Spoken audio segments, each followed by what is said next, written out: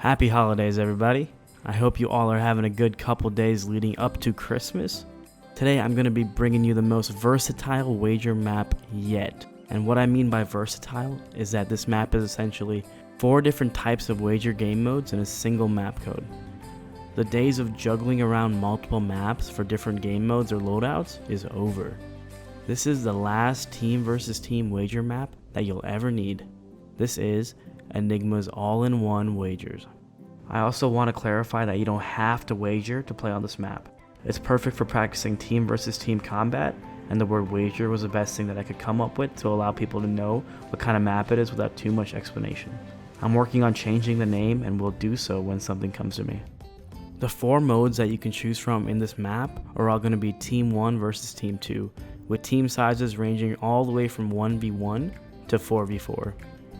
The modes are box fights with a randomized Chapter 2 loadout, box fights with a preset competitive loadout, zone wars with a randomized Chapter 2 loadout, and lastly zone wars with a preset competitive loadout. I highly recommend watching this whole video in order to truly understand all of the options and features that are possible while playing this map. If you head out early, you might miss something important. Also, be sure to drop a like and comment below telling me what you prefer, box fights or zone wars. I'm hoping that after this map, you're not going to have to pick anymore. Out of everyone who comments below, I'll be picking a random person and adding them in-game to send them an item shop gift of their choice, so be on the lookout for my reply.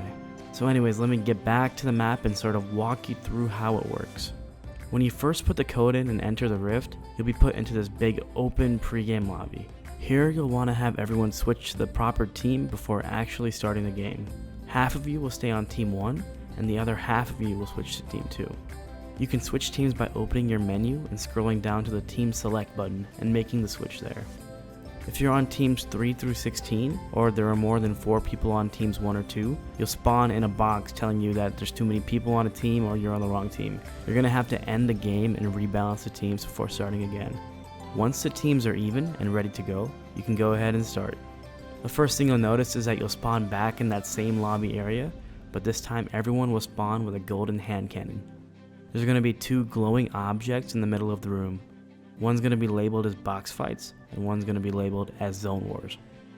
This is the first of 2 selections that you'll have to make. From here you can pick what style of map you want the creative session to be played on.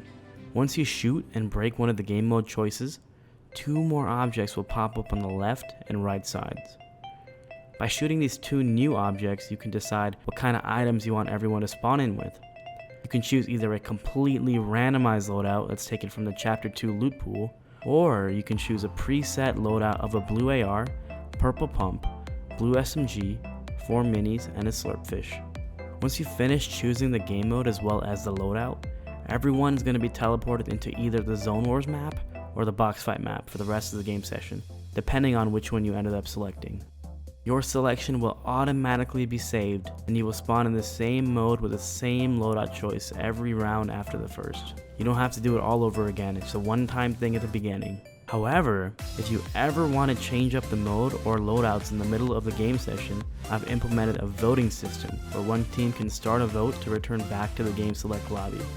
If the vote is ignored by the other team, the round's going to start like nothing changed. However, if the vote is also agreed to by the other team, everyone's going to be sent back to the game selection lobby so you can choose a new game mode to be played. Because both teams need to agree in order for anything to happen, it's impossible to troll the match unless both teams are going to be in on it. Some cool things to note about the 2 box fight modes are that you have the option to trade in a purple pump for a purple tack at each spawn.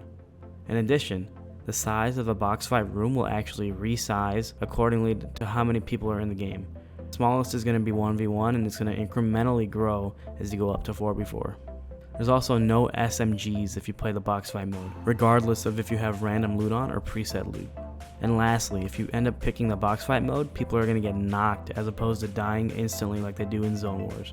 This will give you the opportunity to revive people if they end up getting knocked. Now on to the Zone Wars. Some cool things to note about the Zone Wars mode is that you'll always be shown what floor you spawn on before the barriers drop. If you look right above the doorway in front of you when you spawn in on Zone Wars, you'll see it in green text. This is going to stop any confusion with whether or not you need to crank off spawn or not. Just like the box fight mode, you have the option to swap a purple pump to a purple tactical shotgun if you choose the preset loadouts. And as mentioned earlier, players in this mode will die instantly because it's impossible to pick them up anyways, and you don't want to delay that precious siphon. There's also accurate score tracking, so you never lose track of who's winning or losing. If you want to join over 100,000 people that are all looking for people to play box fights, zone wars, or 1v1s with, go ahead and join my partner Discord server at discord.gg/enigma. It doesn't matter what region you are, we have people to play with you no matter what. Also, follow me on Twitter to stay up to date on all my coming projects at EnigmaFNBR. Lastly, and only if you truly like my content and maps, consider using code Enigma in the Fortnite item shop. It goes a long way and it's super appreciated. Thanks again for your time, and I hope you enjoy the map. Cheers.